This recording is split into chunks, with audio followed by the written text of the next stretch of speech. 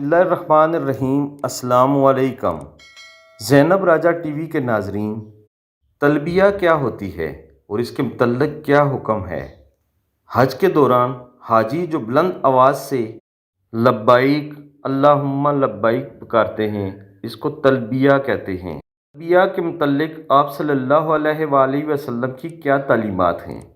रसूलुल्लाह सल्लल्लाहु अलैहि वसल्लम ने इरशाद फरमाया, हज़रत साहब रज़ियल्लाहु ताला अन्हु फरमाते हैं कि नबी करीम सल्लल्लाहु अलैहि वसल्लम ने इरशाद फरमाया, मेरे पास जिब्राईल अलैहिस्सलाम आए और मुझे हुक्म दिया कि अपने साथियों को तलबिया बुलंद आवाज़ से कहने का हुक्म दूँ। सुनन इब्न माजा हदीस नंबर 2922।